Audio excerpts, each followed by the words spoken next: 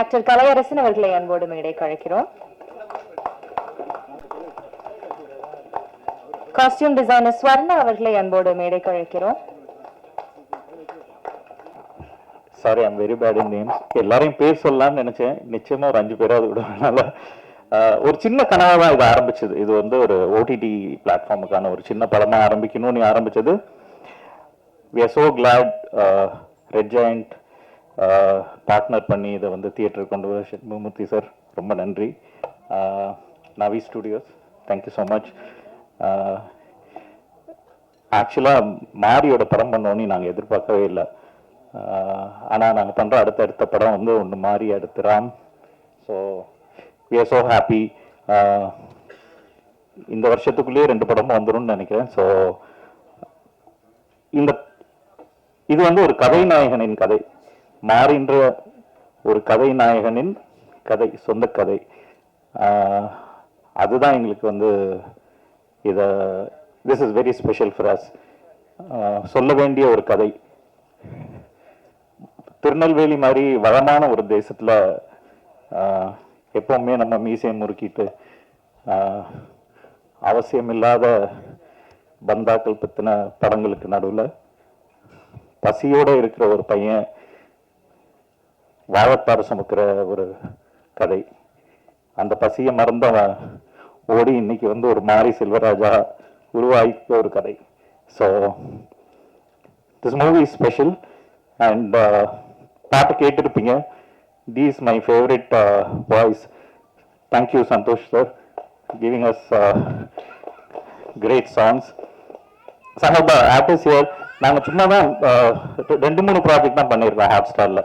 But பாப்பா we have worked in 2 projects with Divya, கலையோட ஒரு 2 projects, நிக்கிலாவோட ஒரு 2 projects, 4 projects. ஸோ ஹோப் மாரி ராமோடையும் அடுத்தடுத்து நிறைய ப்ராஜெக்ட்ஸ் பண்ணோன்னு. Thank you so much. நிறைய பேர் இருக்கனால I don't want to take the time. Thanks for the gathering. இது நிச்சயமா வந்து தமிழ் சினிமாவில் இந்த படத்துக்கு ஒரு இடம், ஒரு ஸ்பெஷல் பிளேஸ் நிச்சயமா இருக்கும்னு நாங்கள் நம்புகிறோம். தேங்க்யூ. எல்லோருக்கும் வணக்கம். இந்த படத்தை பற்றி நிறைய பேசணும்னு நினைக்கிறேன். நீங்கள் எல்லாம் தியேட்டரில் பார்த்து இந்த படத்தை வந்து கொண்டாடுங்க. நன்றி. எல்லாருக்கும் வணக்கம். நான் ரொம்ப நாளா எதிர்பார்த்துட்டு இருந்த ஸ்டேஜ் இது. எனக்கு இங்க நிக்கிறதே ஒரு மாதிரி ரொம்ப நர்வஸா இருக்கு. நிறைய வாட்டி இங்க நின்றுருக்கேன், அங்கேயே இருந்திருக்கேன், இங்கே இருந்திருக்கேன், ஹோஸ்டாவும் இருந்திருக்கேன். பட் ஸ்டில் எனக்கு இன்னைக்கு நிக்கிறது ஒரு மாதிரி பயங்கரமா எனக்கு படபலப்பா இருக்கு. பிகாஸ் எனக்கு மாரி செல்வராஜ் பயம். ஆக்சுவலி அவர் வீடு பேசுறது உண்மையுமே பயமா இருக்கு. பட் என்ன சொல்றது, சார் கிட்ட வந்து ஃபர்ஸ்ட் டைம் இந்த ப்ராஜெக்டோட ஆஃபர் அவர் கால் பண்ணப்போ நான் ரொம்ப நேரம் ஒரு ஃபோன் எடுக்கவே பார்த்துட்டே இருந்தேன். சார் தான் நம்மளை கால் பண்றாரா, உண்மையுமே நமக்கு சம்டைம்ஸ் கால் பண்றவங்க நான் மாத்தி கால் பண்றேன் அப்படி சொல்லிடுவாங்க. அப்படி நினைச்சு நான் பயந்துட்டே இருந்தேன். ஸோ சார் இந்த ப்ராஜெக்டாக தான் கால் பண்றாங்களா அப்படின்னு. ஸோ கால் பண்ணி அவர் சொல்லும்போது அவர் சொன்னது ஒன்னே ஒண்ணுதான், என்னோட ட்ரீம் ப்ராஜெக்ட் இது. இந்த படம் எடுக்கிறதுக்காக தான் நான் சினிமாவுக்கு வந்தேன். இந்த ஃபிலிம் வந்து ஈஸியா பண்ண முடியாது. இதுக்காக நீ வந்து உன்னோட உழைப்ப நீ 100% கொடுத்தீங்கன்னா உன் கரியர்ல உனக்கு ஒரு நல்ல படம் நான் கொடுப்பேன் அப்படின்னு சொன்னாரு. நீ மென்டலி பிசிக்கலி ரெடி ஆயிக்கோ அந்த படத்துக்காக அப்படின்னு சொன்னாரு. ஸோ அன்னைக்கு டிசைட் பண்ண ஓகே, ஏன்னா இந்த ஒரு ஆப்பர்ச்சுனிட்டிக்காக நான் எவ்வளோ வெயிட் பண்ணியிருக்கேன் அப்படின்றது எனக்கு தெரியும். ஸோ அப்படி எனக்கு கிடைக்கும்போது அதை விட்டுறக்கூடாதுன்ற ஒரு தாட் இருந்தது. சார் சொன்ன அந்த மொமெண்ட்ல இருந்து இந்த ஃபிலிம்குள்ள நான் கம்ப்ளீட்டா அப்படியே நான் ஹேண்ட் ஓவர் பண்ண சரண்டர் பண்ணிட்டேன். ஷூட் முடிகிற வரைக்கும் நான் அப்படிதான் இருந்தேன். ஸோ இன்னைக்கு ஒரு நல்ல படத்துல நான் இருக்கேன் அப்படின்னு எனக்கு ரொம்ப ஹாப்பியா இருக்கு. ஈவன் படம் பார்க்க ரொம்ப ஆர்வமா இருக்கு. ஸோ ஆக்சுவலி நர்வஸா இருக்கு. ஸோ இந்த ஃபிலிம்குள்ள நான் இருக்கிறதுக்கு முழுக்க காரணம் மாரி செல்வராஜ் சார் மட்டும்தான். நான் இன்ன வரைக்கும் அவருக்கு தேங்க் பண்ணதில்லை. பிகாஸ் எனக்கு ஒவ்வொரு பர்ஃபார்ம் பண்ணி முடிச்சதுக்கு அப்புறமா அவர்கிட்ட நல்லா இருக்கா நல்லா இல்லைன்னு கேட்க எனக்கு லைக் கொஞ்சம் பயமா இருக்கும். சரி, தேனீஸ்வர் சார்கிட்ட கேட்பேன், அவர் சொல்வாரு. பட் சார் கிட்ட கேட்க மாட்டேன். சாரோட வைஃப் கிட்ட கூட கேட்பேன், அவங்க சொல்வாங்க நல்லா இருக்கு லைக் அந்த மாதிரி. இந்த வரைக்கும் நான் கேட்டதும் இல்லை. அவரா படம் முடிஞ்சு லாஸ்ட் நாள் அவரா சொன்னப்போ எனக்கு பயங்கர ஹாப்பியா இருந்தது. மற்றபடி இந்த ப்ராஜெக்ட்குள்ள நான் வந்ததுக்கு காரணம் சார் தான். அவருக்கு நான் வரைக்கும் தேங்க்யூ அப்படின்னு நான் வேர்ட்ஸ் யூஸ் பண்ணி சொன்னதில்லை. பட் இந்த ஸ்டேஜ்ல அதை நான் பதிவு பண்ணிக்கிறேன். எனக்கு ரொம்ப ரொம்ப ரொம்ப ஹாப்பியா இருக்கு இப்படி ஒரு படம் எனக்கு கொடுத்ததுக்கு. அண்ட் படத்துல இருக்கிற படக்குழுல இருக்க எல்லாருக்கும் என்னுடைய wishes and thank you so much. When I read the first screenplay from Mari around 2 years ago, I had tears in my eyes. Listening to screenplays and creating movies like this is a reason why we are in this business. We are so incredibly proud to be associated with this movie. I think it's one of the finest products I've ever seen, and I just hope audiences love it as much as all of us do. It's a labor of love by Mari sir, and I just think it's a true testament to his genius and to the great work which happens in Tamil cinema. Thank you, Mari sir, for allowing us to partner with you on this, and it's something we are very proud of, and we are waiting for audiences to see it. Thank you. எல்லாருக்கும் வணக்கம். கண்டிப்பாக ரொம்ப சந்தோஷம். நிறைய பெரியவங்களாம் வந்திருக்காங்க. எல்லாருக்கும் வந்ததுக்கு நன்றி. வேவு வந்து ரொம்ப முக்கியமான ஒரு படமாக இருக்கும். நடித்ததில் ரொம்ப சந்தோஷம். மாரி அண்ணாக்கு அப்புறம் எங்கள் டீம் எல்லாருமே கோ ஆக்டர்ஸ், டெக்னீஷியன்ஸ் எல்லாருக்குமே, தேனீஸ்வர் சார் வரல, அவர் எல்லாருக்குமே வந்து நன்றி. சந்தோஷ் சார், பாட்டு சூப்பராக இருந்தது. கண்டிப்பாக எனக்குமே ரொம்ப சூப்பரான ஒரு படமாக இருக்கும். ஒரு புதுசான ஒரு உலகம் எனக்கு. ஸோ ஒர்க்கான ஆக்டிங்காகவும் இருக்கட்டும், அந்த லைஃபாக இருக்கட்டும், எல்லாமே எனக்கு புதுசாக இருந்தது. நிறைய லேர்ன் பண்ணிட்டேன் இந்த ப்ராஜெக்டில். Thank you so much. கண்டிப்பாக படம் ரொம்ப சூப்பரான ஒரு படமாக இருக்கும். நன்றி, வாழ்த்துக்கள். தேங்க்யூ.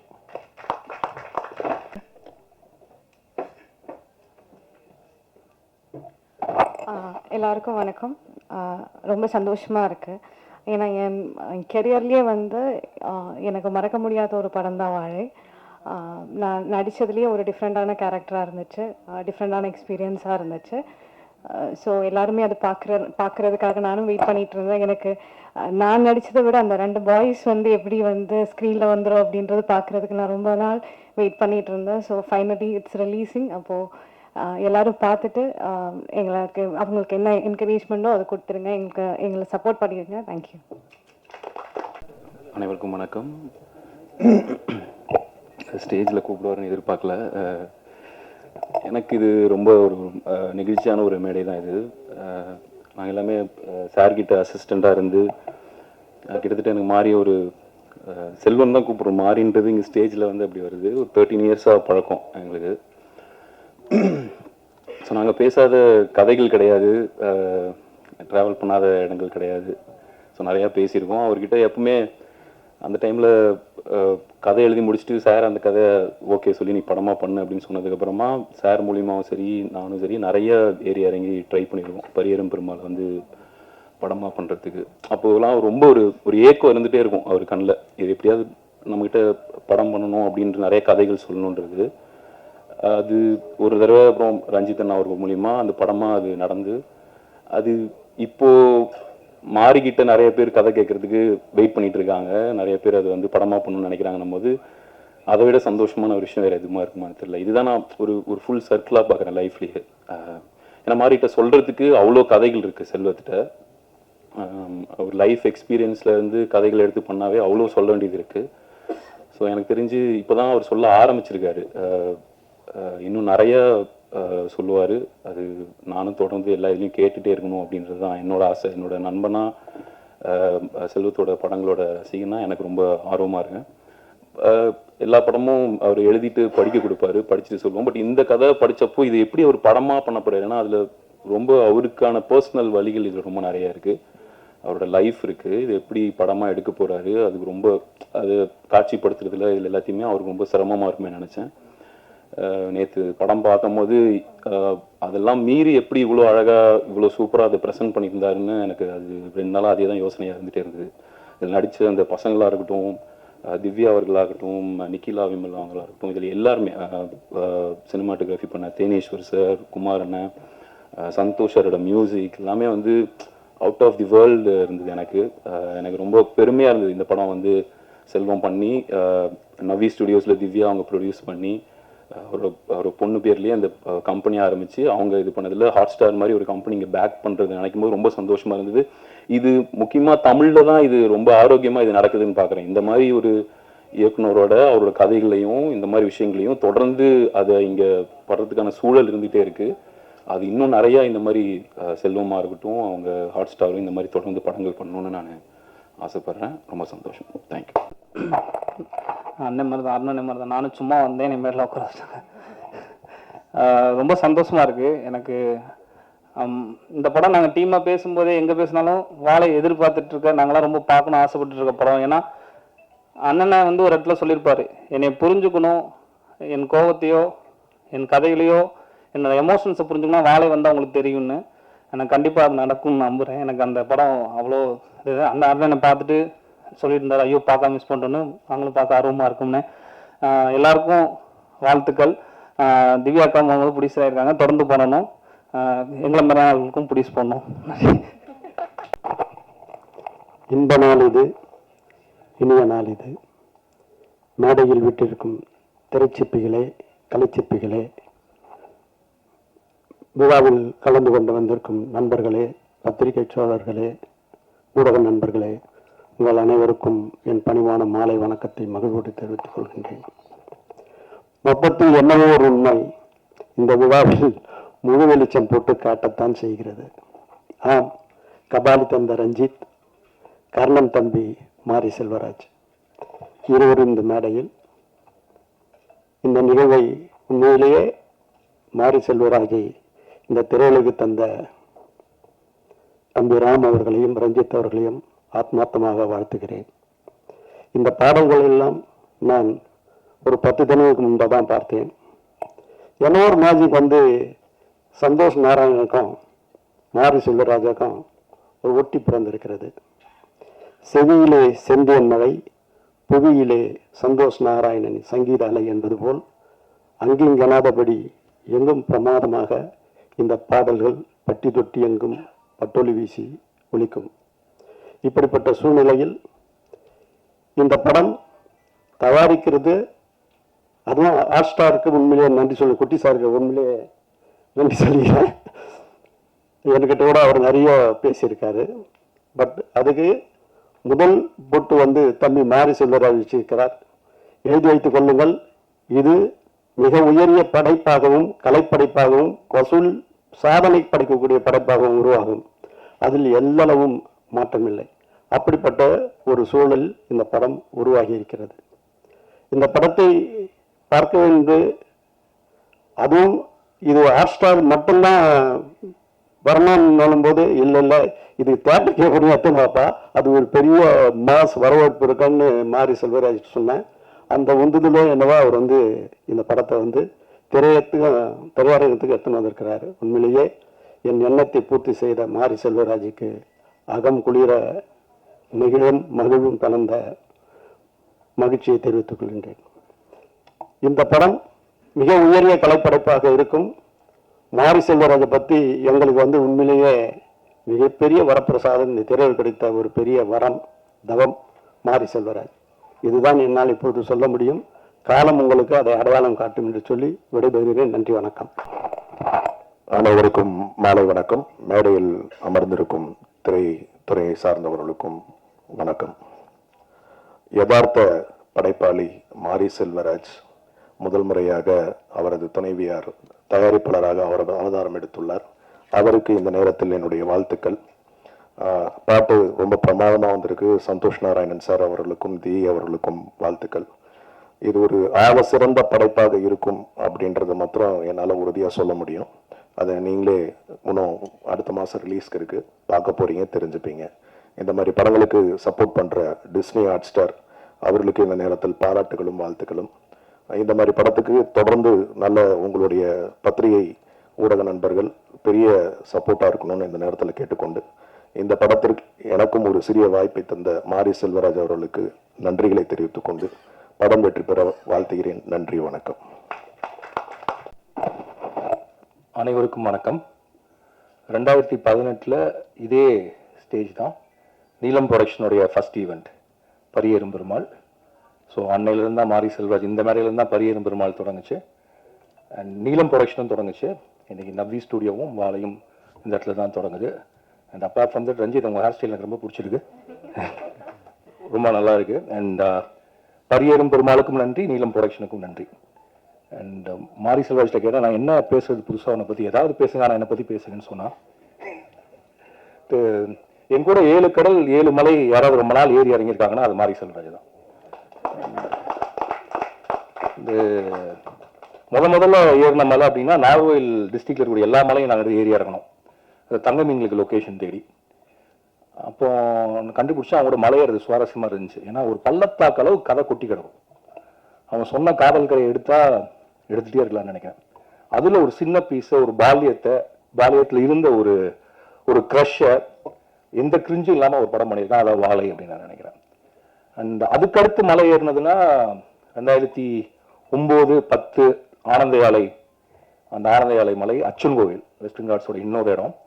அதில் டென்ட் எடுத்துகிட்டு போகிறப்பவும் சரி, ட்ரெக்கிங் போனப்பவும் சரி, நைட் மழை பெஞ்சு அடுத்த நாள் ஷூட்டிங் நடக்குமா நடக்காதான்னு பயந்து நைட்டில் தூங்காமல் உட்காந்துருக்கப்ப என் கூட உட்காந்துருந்தப்பவும் சரி, மாரி செல்வராஜ் எனக்கு கிடைச்ச பெரிய துணைவன், கம்பேனியன். அண்ட் அவருக்கு தைரியத்தில் எந்த மலையில் வேணாலும் ஏறலாம், இறங்கலாம். அதுக்கப்புறம் இன்னொரு மலை இருக்கு, அது அதே தங்கமீன்களுக்கு 2012 ஏறினா வயநாட்டில் இருக்கிற செம்ப்ரா பீக். அது ஏறுறதுக்கு ஒரு 3 மணி நேரம் ஆகும், இறங்குறதுக்கு 2 மணி நேரம் ஆகும். Impossible to shoot. அது ஒரு ஆர்டின் ஷேப்ல ஒரு லேக் இருக்கும், அதனால அங்கே எடுப்போம். யாருக்கும் தோழன் இல்லைன்னு ஒரு பாட்டு, பட் எனக்கு ஒரு தோழனா இவன் கூட வந்தான். அண்ட் மேலே போய் நாங்கள் முதல் நாள் டென்ட்லாம் போட்டு 40 பேர் தங்கிட்டோம். சாயங்காலம் 6 மணிக்கு சாப்பாடு வரணும், அதுக்கப்புறம் வர முடியாது, ஏன்னா யானை வந்துடும். பார்த்தா 6 ஆச்சு, 6:30 ஆச்சு, சாப்பாடு வரல. மொத்த யூனிட்டும் நாளைக்கு காலையில் இறங்கிடலான்னு சொல்ல ஆரம்பிச்சாங்க. நம்மளுக்கு ஐயோ என்னடா பண்றது அப்படின்னு சொல்லிட்டு நான் சொன்னேன், நான் போய் கீழே பார்க்குறேன் அப்படின்னு சொல்லி இறங்க ஆரம்பிச்சப்ப என் கூட வந்து சேர்ந்துட்டது மாரி செல்வராஜ். நாங்கள் இறங்கி போய் பார்த்தோன்னா வர்ற வழியில இட்லி சாம்பார் சட்லாம் கொட்டி 2 பேர் நின்று இருந்தாங்க. அப்புறம் கீழே இறங்கி போய் புதுசாக ஒரு உணவை கண்டுபிடிச்சி வாங்கிட்டு நாங்கள் மேலே ஏறுறப்ப கிட்டத்தட்ட 8 மணி 9 மணி இருக்கும்னு நினைக்கிறேன். யானைகள் குளிரும் சத்தம் கேட்டுச்சு, நட்சத்திரங்கள் தெரிஞ்சிச்சு. அண்ட் அந்த இரவு என்னால் எனக்குமே மறக்க முடியாது. அப்புறம் எனக்கு தெரியும், எனக்கு என்ன புரிஞ்சுதுன்னா மாரி செல்வராஜ் வந்து மலை ஏறுறவன். அவருடைய கால்கள் மலை ஏறுறதுலேயே செய்யப்பட்ட கால்கள். அவன் கரெக்டாக எந்த கல்லில் கால் வைக்கணும், எந்த கல்லில் கால் வைக்கக்கூடாது அப்படின்னு தெரிஞ்சவன். எவ்வளோ எதிர்காத்து வச்சாலும் ஏறக்கூடியவன். அண்ட் மலை ஏறுவதுங்கிறது கிட்டத்தட்ட சொல்ல போனால் அவனுடைய ஜீனில் இருக்கு அப்படின்னு நான் நினைக்கிறேன். ஏன்னா அவன் தன்னுடைய முதல் படத்திற்காக பரியேறும் பெருமாள்ல கருப்பியை கூட்டிட்டு திரும்ப அச்சன் கோயில் மலையில ஏறினதுல இருந்து மலை ஏறிட்டே இருக்கான், இறங்கவே இல்லை, ஏறிட்டே இருக்கான். மலை முகடுகள் மீது கொடியை நட்டுட்டே இருக்கான். ஏதாவது ஒரு மலை மிகிடும் போது ஒரு சிறிய கொடியை நட்டிட்டு ஃபோன் பண்ணி, சார் அவன் நட்டிட்டே எனக்கு ஃபோன் பண்றப்ப வரக்கூடிய சந்தோஷம், இல்லாட்டி அவன் நட்டினதை பத்தி வேற யாராவது ஒருத்தர் எனக்கு ஃபோன் பண்ணி வரக்கூடிய சந்தோஷம்ங்கிறது வந்து அதை எப்படி வார்த்தையில சொல்றதுன்னு தெரியல. அது ஒரு தனித்துவமான அது ஒரு பிளஷர். அதை வேர்ட்ஸ்ல சொல்ல முடியுமான்னு தெரியல. ஸோ மாரி செல்வராஜ் மலைகள் மீது ஏறுவான், மலையின் முகடுகள் மீது நிற்பான், அங்கிருந்து நம்மளை கூவி அழைப்பான். அவனுடைய கருத்துக்களை, அவனுடைய காதலை, அன்பை, அரசியலை பேசிக்கொண்டேதான் இருப்பான். அதை நாம் கேட்டுத்தான் ஆக வேண்டும், ஏனெனில் அது காலத்தின் கட்டாயம். இப்போது அவன் ஏறிக்கொண்டிருப்பதற்கு துணைவலாக இருப்பது வந்து திவ்யா, நாஸ்தன்கா என்கிற நவ்வி அண்ட் யுவான் சுவாங் இல்லை வெறும் யுவான். இவங்க 3 பேர் இன்னைக்கு துணையாக அவங்க கூட வந்துட்டே இருக்காங்க. இந்த பயணம் போயிட்டே இருக்கு. அவங்களுடைய முதல் பயணமா வாழை வந்திருக்கு. அண்ட் சந்தோஷ் நாராயணன் வந்து பரியேறும் பெருமாள் பார்த்துட்டு ஃபோன் பண்ணாரு. ஃபோன் பண்ணி பயங்கரமா ரொம்ப நேரம் பேசிட்டு இருந்தாரு. அதுக்கப்புறம் அவர் ஃபோன் பண்ணது வந்து வாழைக்கு. பரியேறும் பெருமாளோட பயங்கரமா பேசினார். அண்ட் எனக்கு ரொம்ப பிடித்த கதைகள்ல வாழை ஒன்று. வாழை ஏன் ஒன்றுன்னு சொல்றேன்னா இன்னும் நிறைய கதைகள் இருக்கு. இந்த வாழை நம்மை வியப்பில் ஆழ்த்தும் தமிழ் சினிமாவிற்கு ஒரு மிக முக்கியமான படமாக இருக்கும். மாரி செல்வராஜ் அவருடைய நவ்வி ஸ்டூடியோஸ் இன்னும் கண்டுபிடிக்கப்படாத பல குன்றுகளையும் மலைகளையும் நமக்கு காட்சிப்படுத்தும், பல இயக்குநர்களை அறிமுகப்படுத்தும் என்று நான் நம்புகிறேன். அதற்கு என்னுடைய வாழ்த்துக்கள். அதோட குறிப்பா இந்த படத்தை ரிலீஸ் பண்றதுக்கு கூட துணையா இருக்கக்கூடிய மாஸ்டர் திலீப் சுப்ராயன், அவருடைய ஃபார்மர்ஸ் மாஸ்டர் பிளான் ப்ரொடக்ஷன், அவருக்கும் என்னுடைய வாழ்த்துக்கள். இதுக்கெல்லாத்துக்கும் துவக்க புள்ளியாக இருந்த, என்னை எப்பொழுதும் ஊக்குவிக்கிற, எனக்கு மிகுந்த நம்பிக்கையை கொடுக்கிற, வாழ்க்கையை ரசிக்க சொல்லி கொடுக்கிற என்னுடைய நண்பர் பிரதீப் மில்ராய், அண்ட் இந்த ப்ராஜெக்டை எக்ஸிக்யூட் பண்ணி முன்னெடுத்துட்டு போன இன்னொரு நண்பர் நரன், இவர்களுக்கும் கிருஷ்ணன் சார் அவர்களுக்கும் என்னுடைய நன்றிகள், வாழ்த்துக்கள். எல்லாருக்கும் வணக்கம். ரொம்ப நேரம் வந்து ஒரு ஈவெண்ட்டுக்கு வரும்போது எமோஷ்னலாக இருக்கும். எனக்கு வந்து இந்த சாங் பார்க்க ஆரம்பிச்சதுலேருந்தே கொஞ்சம் ரொம்ப எமோஷ்னலாக தான் இருந்தேன். ஏன்னா எல்லாம் ஃப்ரெண்ட்ஸ் எல்லாருமே வந்திருக்காங்க அண்ட் இது ரொம்ப ஸ்பெஷல் ஃபிலிம். நிறைய இடத்துல சொல்லியிருக்கேன். பரியரும் பெருமாளில் இதே மேடையில் நான் சொன்னேன், உங்களுக்கு பிடிச்சிருந்ததுன்னா ப்ளீஸ் இதை எல்லாருக்கும் சொல்லுங்கன்னு. எனக்கு வாழைக்கு அதே விஷயம் கண்டிப்பாக உங்களுக்கு சொல்லணும்.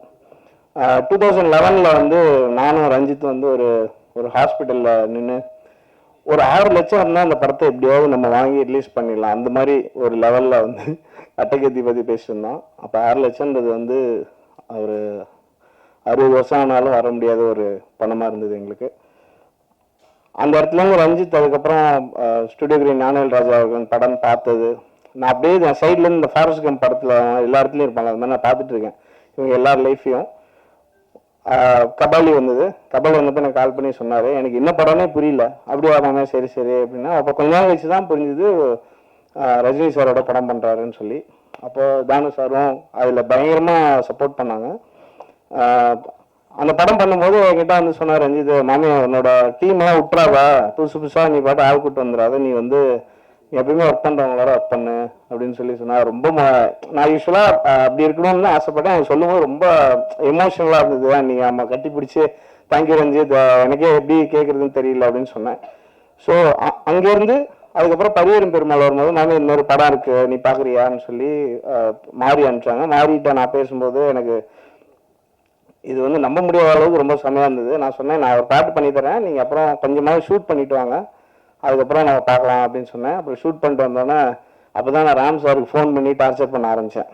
அவர் ஃபோன் பண்ணி சார் பயங்கரமாக இருக்குது சார், நான் தனியாக நான் கூப்பிட்டு இருந்தேன். பரியரும் பெருமாள் வந்தப்போ வந்து ஒரு பிஆர் ஏஜென்சி மாதிரி ஆகிட்டேன் நானே. எனக்கு என்னோட அந்த ஆப் ஃபார்ம் ரொம்ப என்னை ஹிட் பண்ணதுனால நான் எல்லாருக்கிட்டையும் சொல்ல ஆரம்பித்தேன். அண்ட் அது வந்து ஒரு பொலிட்டிக்கல் சேஞ்ச் கிரியேட் பண்ணிச்சுன்னு நான் நம்புகிறேன். அந்த படம் நல்லா இருக்குன்னு சொல்லிடணுன்ற கட்டாயத்துக்கே வந்துட்டாங்க. அந்த அளவுக்கு ஒரு மிகப்பெரிய பொலிட்டிக்கல் சேஞ்ச் கிரியேட் ஆச்சு. அதுக்கப்புறம் வந்து அந்த படம் ரிலீஸ் அந்த ஒரு 4 ஃப்ரெண்ட்ஸில் ஒரு ஷோ நடந்தது. ராம் சார் தெரியும், நாங்கள் வந்து மேலே அந்த ப்ரொஜெக்டர் ஏரியாவில் நின்று நாங்கள் 2 பேரும் பேர்ன் ஆகும். அந்த படத்துக்கு நல்ல ரெஸ்பான்ஸ் வந்துருச்சு அப்படின்னு சொல்லி அங்கே எல்லாம் ஆடியன்ஸ் எல்லாம் பயங்கரமாக ரியாக்ட் பண்ணுறாங்க. அந்த ஷோவில் பயங்கரமாக ஃபீல் பண்ணி அழுது. அப்புறம் அங்கே கீழே வந்து ரஞ்சித் வேறு யாராலுமே ப்ரொடியூஸே பண்ணிக்க முடியாது அப்படின்னு சொல்லி, இது வந்து மாமே தேட்டர்லாம் கேட்டாருன்ட்டு கண்டிப்பாக வரும், பயங்கரமாக போகும் அப்படிலாம் சொல்லிட்டு இருந்தோம். அதுக்கப்புறம் இன்னைக்கு திவ்யா ஸ்டேஜ் வரும்போது I think I really got very emotional. அது என்னவோ தெரியல, அவங்க வந்து மாறி அங்கேருந்து அந்த படம் ப்ரொடியூஸ் பண்ணி ரஞ்சித் அவர் ப்ரொடியூஸ் பண்ணி அதுக்கப்புறம் மாறி நல்லா அவர் சூப்பராக அவருக்கு பிடிச்ச படங்களை சூப்பராக கிரியேட் பண்ணி எல்லாத்தையும் அவரே ஃபேஸ் பண்ணி அவர் சொன்ன மாதிரி தான் ஏகப்பட்ட மலை, நான் ஒரு 20 மலை இப்போ ஏறது பார்த்துருக்கேன். அவர் அதெல்லாம் ப்ரொடியூஸ் பண்ணி அதுக்கப்புறம் அதெல்லாம் டீல் பண்ணி அப்புறம் இப்போ ஒரு ப்ரொடியூசராக வந்து அவங்க ஃபேமிலியாகவே எல்லாரும் வந்து இங்கே பண்ணுறதுன்றது it's an amazing achievement. Ranjith, Mari, Ram sir, Thanu sir எல்லாரும் so thankful to you all. And ரொம்ப நான் விஷ் பண்ணணும்னு நினைக்கிறேன் மனசார. அண்ட் இதனால வந்து என்ன ஆகுதுன்னா எங்கள் எல்லாருக்குமே வந்து வெரி பிக் ரெஸ்பான்சிபிலிட்டி. நம்ம சொல்கிற விஷயங்களை வந்து நிறைய பேருக்கு ரீச் பண்ணக்கூடிய ஒரு மிகப்பெரிய பவர் இருக்குது. ரொம்ப நாள் முன்னாடி கொஞ்ச நாள் முன்னாடி கூட அது சுத்தமாக இல்லாமல் இருந்தது. ஸோ அது எல்லாருமே வந்து அதை ரெஸ்பான்சிபிளாக நாங்கள் யூஸ் பண்ணி I think we can take off from forward. உங்களுக்கு ரொம்ப பிடிச்ச படைப்புகள் வந்து கொடுக்கலாம் அப்படின்னு நான் நம்புகிறேன். வாவை வந்து நான் பரியரும் பெருமாள் சொன்னதான் சொல்லணும்னு ஆசைப்பட்றேன். நான் was blown away by the film. எனக்கு வந்து தமிழில் டாப் 5 மூவிஸ் ஆஃப் ஆல் டைமில் வாவை டெஃபினெட்லாம் எனக்கு பர்சனலி எனக்கு இருக்கும். அது உங்களுக்கும் அப்படி ஃபீல் ஆச்சுன்னா தயவு செஞ்சு நிறைய பேருக்கு பேசுங்க.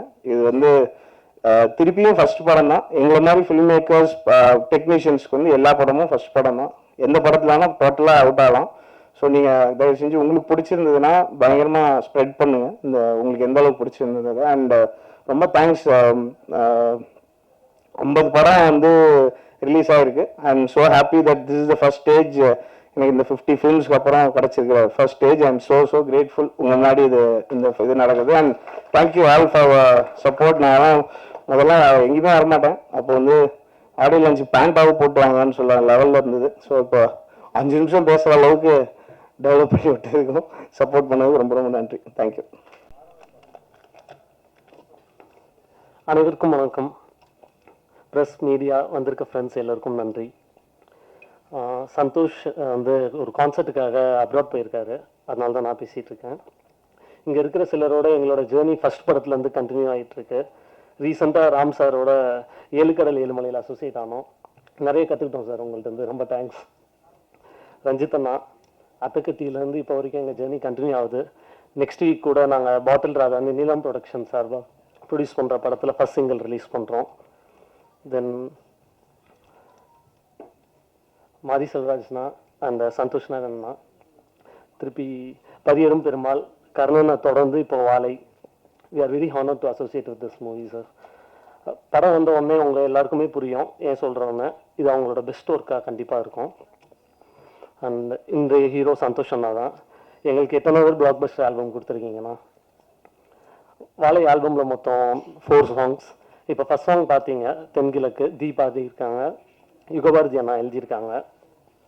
இந்த ஆல்பமில் இன்னும் மிச்சம் 3 பாட்டு இருக்குது. அதில் அடுத்த சாங் வந்து பாசங்குட்டின்னு ஒரு பாட்டு விவேக் அண்ணா எழுதியிருக்காங்க, கபிலன் பாடியிருக்காரு. அப்புறம் ஒரு ஊரில் ராஜான்னு சந்தோஷ் அண்ணா பாடியிருக்காங்க, மாரி செல்வராஜ் அண்ணா எழுதியிருக்காங்க. ஃபைனலாக பாடவத்தின்னு ஒரு பாட்டு, அதுவும் மாரி செல்வராஜ் அண்ணா எழுதியிருக்காங்க. ஜெயமூர்த்தி அண்ட் மீனாட்சி இளையராஜா பாடியிருக்காங்க. ஸோ ஃபஸ்ட் டைம் இந்த ஆல்பம் கேட்கும்போது எங்களுக்கு எவ்வளோ மகிழ்ச்சியாக இருந்ததோ அதே மகிழ்ச்சி உங்களுக்கும் இருக்கும்னு நாங்கள் நம்புகிறோம். We are so proud to get associated with this project, Valai. Thank you, Disney Hotstar, Mari Selvarajna and Santosh Anna for the opportunity. Thank you once again. எல்லோருக்கும் வணக்கம். மேடையில் இருக்கிற எல்லா பெரியவங்களுக்கும் வணக்கம். உண்மையிலே வந்து தயாரிப்பாளர் கிடைக்காம தன்னோட கதையை தேடிட்டு அழிஞ்சிட்டு இருந்தேன் மாரி செல்வராஜ் எனக்கு தயாரிப்பாளராகவே வந்திருக்கிறது வந்து ரொம்ப சந்தோஷம். அண்டு எந்த கதையெல்லாம் தயாரிக்க முடியாது, தயாரிப்பு இல்லை தயாரிப்பாளர் கிடைக்க மாட்டாங்கன்னு சொல்லிட்டு பயந்திருந்த சூழலில் பரியரும் பெருமாள் அப்படின்ற ஒரு கதையோட அடர்த்தியோட தன்னுடைய படைப்பை இந்த சமூகத்துக்கு கொடுத்து அந்த வீட்டிலிருந்து தொடங்கிய இன்னைக்கு வந்து வாழைன்னு சொல்லிட்டு தன்னுடைய என்ன சொல்ல தனக்கு விருப்பமான ஒரு சினிமாவை எந்த காம்ப்ரமைஸும் இல்லாமல் எடுத்துப்பேன் அப்படின்னு நான் நம்புகிறேன். நான் தனக்கு விருப்பமான ஒரு சினிமாவை எடுப்பதற்கு உந்துதலாக இருந்த விஜய் டிவிக்கு வந்து ஹாட்ஸ்டாருக்கு வந்து என்னுடைய மிகப்பெரிய நன்றி நான் தெரிவிச்சுக்கிறேன். அந்த ரொம்ப முக்கியமான விஷயமா நான் பார்க்குறேன். இந்த மாதிரியான படைப்புகளுக்கு தயாரிப்புகள் கிடைக்கிறது ரொம்ப கஷ்டம். படம் எடுத்துட்டா படம் வாங்குறதும் ரொம்ப கஷ்டம். இன்னைக்கு வாங்குறதுக்கு பெருசாக யாருமே இல்லை. ஏன்னா ஓடிடி பிளாட்ஃபார்ம்ஸ் வந்து ஓப்பன் ஆனவுடனே சின்ன படங்களுக்கு நிறைய மரியாதை இருந்தது. சின்ன படங்களை வந்து ரொம்ப கவனிச்சாங்க, சின்ன படங்களை வாங்க விரும்பினாங்க. கண்டென்ட் ஓரியன்ட் மூவியை வந்து வாங்குறதுல ஒரு போட்டி இருந்தது. இன்னைக்கு அப்படிலாம் இல்லை. கண்டென்ட்டாகவே தூரம் தூக்கி வைக்கிற இடத்துக்கு வந்து போயிட்டாங்க. எல்லா பெரிய நிறுவனங்களுமே அப்படி ஒரு சூழலுக்கு வந்துட்டாங்க. சின்ன படங்களை விற்கிறது வந்து ஒரு பெரிய சவால் இருக்கு. தயாரிப்பாளர்களுக்கு வந்து ரொம்ப மோசமான ஒரு காலகட்டமாக இது நிகழ்ந்துட்டு இருக்கு. ஸோ இது எப்படி மாறும்னு தெரியல. ஆனால் அந்த வகையில் வந்து மாரி செல்வராஜ் தப்பிச்சிட்டான்னு நினைக்கிறேன். இந்த படத்தை வந்து ஹாட்ஸ்டாரே தயாரிச்சதுனால அந்த டிஜிட்டல் விற்கிறதுல அவனுக்கு எந்த பிரச்சனையும் இல்லாமல் போயிடுச்சு. ஸோ டிவி ரைட்ஸும் வந்து ஈஸியாக விட்டுருவான் அப்படின்னு நான் நினைக்கிறேன். ஸோ தயாரிப்பெல்லாம் இருக்கிறதுல எனக்கு இருக்கிற பிரச்சனையும் நான் ஷேர் பண்ணிக்கிறேன். அண்ட் வந்து கண்டென்ட் ஓரியன்டா இந்த மாதிரி ஒரு படத்தை எடுக்கிறப்ப வந்து என்னன்னா ரொம்ப முன்முடிவோட இது எங்களோட சேட்டலைட்டுக்கு இது வந்து ஒத்து வராது, எங்க சேனலுக்கு வந்து இதெல்லாம் பார்க்க மாட்டாங்க அப்படின்னு சொல்லிட்டு ரொம்ப முன்முடிவா இன்னைக்கு வந்து பெரிய நிறுவனங்கள் வந்து ரொம்ப ஸ்டப்பனா தயாரிப்பாளர்களுக்கு சப்போர்ட்டே பண்ணாம பெரிய பிரேக் போட்டுட்டு இருக்காங்க. அண்ட் வந்து இது எப்படி சரியாகும்னு எனக்கு தெரியல. நிறைய தயாரிப்பாளர்கள் அற்புதமான சினிமாவை வச்சுக்கிட்டு நல்ல திரைப்படங்களை எடுத்துட்டு வந்து ரீச் பண்ண முடியாத ஒரு சிக்கல் வந்து இன்னைக்கு வந்து இருந்துட்டு இருக்கு. ஸோ இந்த சூழல் மாறும் அப்படின்னு நான் நினைக்கிறேன். இந்த சூழல் மாறி இன்னும் ஆரோக்கியமான சினிமாக்களை திரையரங்கு மட்டும் இல்லாமல் டிவி அண்ட் வந்து டிஜிட்டல் பிளாட்ஃபார்ம்ஸ்க்கு வந்து ஈஸியாக இன்னும் ஆரம்பத்தில் அப்படி இருந்தது. இப்போ திடீர்னு வந்து டோட்டலாக அதெல்லாம் மாறிடுச்சு. ஸோ அது திரும்பவும் சரியான நிலைக்கு வரும் அப்படின்னு நான் நினைக்கிறேன். ஸோ அது வந்து ஹாட்ஸ்டார் நிறுவனங்களுடைய முன்னாடியே சொல்றதுல ரொம்ப சந்தோஷம். அண்ட் இது இட் இஸ் நாட் லைக் இது வந்து விமர்சனம் கிடையாது, ஒரு டிஸ்கஷன் தான். இன்னைக்கு என்ன நடந்துட்டு இருக்கு அப்படின்றத வந்து நம்ம ஓப்பனாக பேச வேண்டியது இருக்கு. அண்ட் வந்து இந்த திரைப்படம் பொறுத்த வரைக்கும் வாய்க் சந்தோஷ் நாராயணுடைய மியூசிக்ல ரொம்ப பயங்கரமாக வந்திருக்கு. அண்ட் தி வந்து சங்க சூப்பராக பாடியிருக்காங்க. அண்ட் சந்தோஷ் ரொம்ப நாள் கழிச்சு நான் மீட் பண்ணுறேன். சூப்பர், ரொம்ப சந்தோஷம் உன்னை பார்க்கறதில்ல. அண்ட் வந்து வாய் வந்து நிச்சயமா சந்தோஷ்க்கும் மாரி செல்வராஜுக்கும் இன்னும் நெருக்கமான ஒரு படைப்பாக இருக்கும் அப்படின்னு நான் வந்து நம்புறேன். ரொம்ப க்ளோஸான ஒரு படைப்பாக இருக்கும் அப்படின்னு நான் நம்புறேன். இது வந்து மக்களுக்கு ரொம்ப பிடிக்கும் அப்படின்னு எனக்கு வந்து தோணுது. பிகாஸ் ஆஃப் வந்து லைக் சொல்றது வாழ்க்கையில சில பேர் முன்னுரிமையோட இருக்கிறாங்க, சில பேரோட வாழ்க்கையில சில விஷயங்கள் இப்படிதான் இருக்கும் அப்படின்னு சொல்லிட்டு. அது அப்படி இல்லை. ஆக்சுவலி எல்லாரோட வாழ்க்கையிலும் பல சுவாரஸ்யமான சம்பவங்கள் இருக்கு, உணர்வு வச்சக்கூடிய சம்பவங்கள் இருக்கு. அதை வந்து படத்தாக்குறப்போ கதையாக்குறப்போ அது வந்து ஆடியன்ஸ் வந்து அதை கனெக்ட் பண்ணிக்கிறப்போ ஒரு பேர் அனுபவம் நிகழ்றதுக்கான வாய்ப்பை திரையரங்குகள் தான் நமக்கு எப்பவுமே உருவாக்கி கொடுத்துருக்கு. ஆனா லிமிடேஷன்ஸ் வந்து சமூகத்தில் இருக்கு, லிமிடேஷன் வந்து பெரிய நிறுவனங்கள் கிட்ட இருக்கு. ஆனா திரையரங்கு போற வரைக்கும் டிஸ்ட்ரிபியூட்டர்ஸ் கிட்டமே அந்த லிமிடேஷன்ஸ் இருக்கு. ஆனா ஆடியன்ஸ் கிட்ட அந்த லிமிடேஷன் இல்லைன்னு நான் நினைக்கிறேன். ஆடியன்ஸ் வந்து டெஃபினட்டா அவங்க வந்து எங்களோட பரப்புகளை அக்செப்ட் பண்ணலன்னா இவ்வளவு தூரம் நாங்கள் யாருமே வந்திருக்க முடியாது. அவங்க சரியான பரப்புகளை பயங்கரமா அங்கீகாரம் கொடுத்துருக்காங்க. அதனாலதான் வந்து ஒரு சின்ன படம் எடுத்தாலும் கூட கூழாங்கல் இயக்குனர் வந்து இந்த மேடையில் உட்காந்துருக்காரு. அந்த வந்து அவருக்கு வந்து பெரிய அங்கீகாரம் வந்து உலகளவில் கிடைச்சாலுமே அவருக்கு சரியான மரியாதை தமிழ் சமூகத்தில் வந்து கொடுக்கப்பட்டிருக்கு. இங்கே திரை உலகத்தில் அவருக்கு வந்து கொடுக்கப்பட்டிருக்கு அப்படின்றது வந்து ரொம்ப முக்கியமானதா நான் வந்து பார்க்குறேன். அந்த மாரி செல்வராஜோடைய வளர்ச்சியில் ராம் சார் வந்து ரொம்ப ரொம்ப முக்கியமானவராக நான் அடிக்கடி சொல்லியிருக்கேன், நானும் பார்த்துருக்கேன். அந்த அவருடைய அக்கறை, அவனை உருவாக்கிய விதம், அவனை உருவாக்குவதற்கு அவர் கொடுத்த புத்தகங்கள் அப்படின்றது வந்து ரொம்ப முக்கியமானதாக நான் பார்க்குறேன். ஸோ ஒரு புத்தகம் அப்புறம் சரியான ஆசிரியர் இருந்தால் ஒரு நல்ல மாணவன் உருவாவதற்கு மாரி செல்வராஜ் வந்து ஒரு நல்ல உதாரணம். ஸோ அவர் வந்து தொடர்ந்து நிறைய திரைப்படங்களை இந்த சமூகத்துக்கு பலனளிக்கக்கூடிய திரைப்படங்களை எடுக்கணும் அப்படின்றது வந்து என்னுடைய விருப்பம். அந்த நானும் மாரி செல்வம் கூட சேர்ந்து இப்போ பைசன் சொல்லிட்டு ஒரு படம் பண்ணிருக்கோம். அதுவும் ரொம்ப இன்ட்ரெஸ்டிங்காக வந்துருக்கு. அந்த அதுவுமே வந்து ரொம்ப முக்கியமான திரைப்படமாக மாறத்துக்கான எல்லா வாய்ப்புகளும் இருக்கு. அந்த எல்லாருக்கும் வாழ்த்துக்கள். மேடையில் இருக்கிற எல்லாருக்கும் என்னுடைய நன்றிகள், மகிழ்ச்சி. நன்றி. ஜெய்வீன். எல்லோருக்கும் வணக்கம். சார் சொன்ன மாதிரி இந்த மேடை தான் ஃபர்ஸ்ட் மேடை. ப்ளஸ் நீங்கள் வந்து பெரியர் பெருமாளை கொண்டாடின விதம் தெரியும். அதை பார்த்து என்னோட கலையை, என்னோட அரசியலை இந்த மக்கள் எடுத்துகிட்டு கொண்டு போன விதம் வந்து தெரியும். அந்த நம்பிக்கை தான் வந்து அடுத்தடுத்த கர்ணனாக இருக்கட்டும், மாமன்னனாக இருக்கட்டும், வாழையாக இருக்கட்டும், இப்போ எடுத்துகிட்டு இருக்க பைசனாக இருக்கட்டும், இது எல்லாமே முழுக்க முழுக்க என்ன விஷயம் நடந்தாலும் இந்த கதையை ஏற்றுக்கொள்வதற்கான மக்கள் இருக்கிறார்கள் அப்படிங்கிற நம்பிக்கையில் தான் எல்லா கதையுமே எடுக்கிறோம். அப்படி ஒரு அந்த மாதிரியே நம்பிக்கை கொடுத்த பத்திரிகையாளர்களுக்கு முதல்ல என்னோட நன்றி. முதல்ல ஆர்ட் ஸ்டாருக்கு தேங்க்ஸ் சொல்லணும். ஏன்னா இந்த ஸ்கிரிப்டு ஃபஸ்ட்டு நான் சினிமாவுக்கு வந்த உடனே படமெல்லாம் சொன்ன உடனே முதல்ல இருந்த ஸ்கிரிப்ட் வாழை தான்.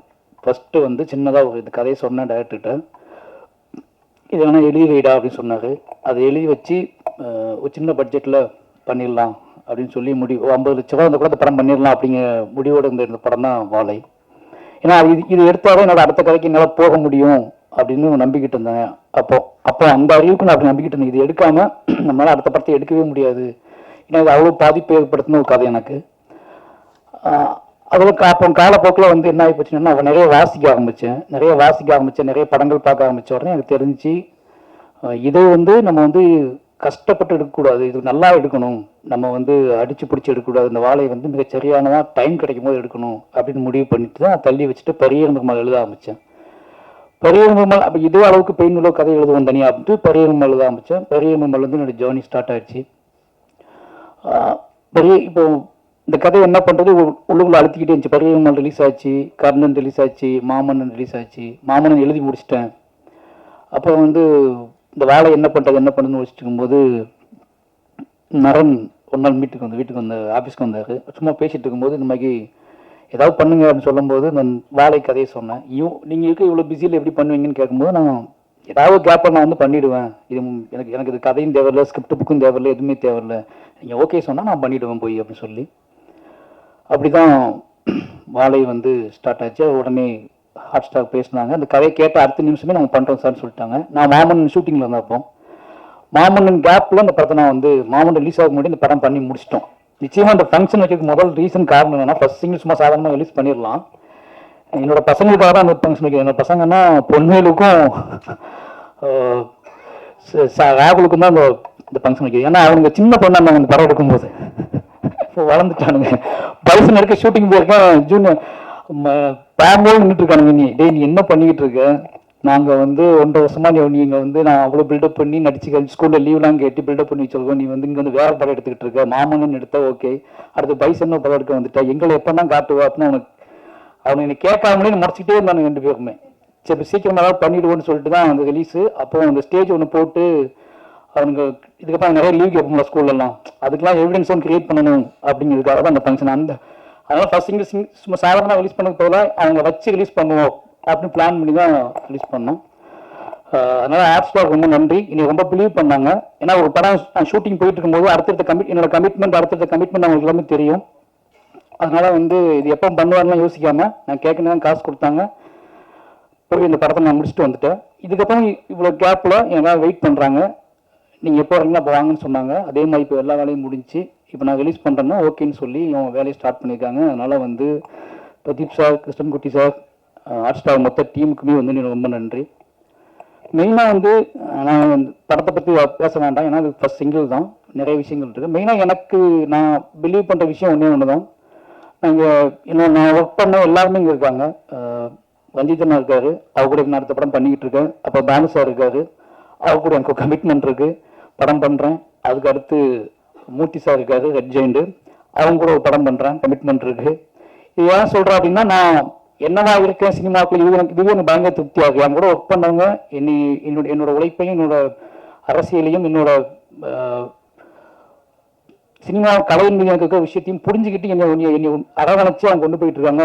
இந்த 4 பேர், இந்த 3 ப்ரொடியூசரும் இவங்க கூட இருந்து என்னைய ஒரு ப்ரொடியூசராக பார்க்குறதும் சந்தோஷப்படுறதுமே முக்கியமான விஷயம். அடுத்தடுத்து அவங்க கூட ட்ராவல் பண்ணுறேன். அவங்க 3 பேர்த்துக்குமே ரொம்ப நன்றி. அடுத்து என்ன சொல்கிறது, என்னோட இயக்குனர் ரஞ்சிதன் அடிக்கடி சொல்லிட்டே இருப்பேன், எல்லாத்தையும் சொல்லிட்டே இருப்பேன். உனக்கு ஏன் இவ்வளோ பதட்டம், உனக்கு ஏன் இவ்வளோ சிக்கல், ஏன் இவ்வளோ டென்ஷன் ஆக, 4வது படம் வந்துட்டுலாம் நீ பார்த்து பண்ணலாம்னு சொல்கிறது. இப்போ கூட உதடு ஒட்டாஞ்சுக்க தான் பேச கூப்பிடுறாங்க. நான் நிறைய ஃபங்க்ஷனில் உதடு ஒட்டினாலே கான்ட்ரவர்ஷியலாக பேசி மாட்டியிருக்கேன். எனக்கு தண்ணி குடிக்க முதல்ல ஒட்டாஞ்சிட்டுனா தகராறுன்னு ஏதாவது பேசிட்டு போயிடுவேன். பேசிட்டு கீழே போனதுக்கப்புறம் தான் பார்த்தா உள்ளுக்குலேருந்து வெளியிருந்து கொட்டியிருக்கும் ஏதோ ஒன்று. நான் போகும்போது ஹிடன் பண்ணிட்டு போயிருப்பேன், ஆனால் மேலே போய் அது கொட்டியிருக்கும் பயங்கரமாக.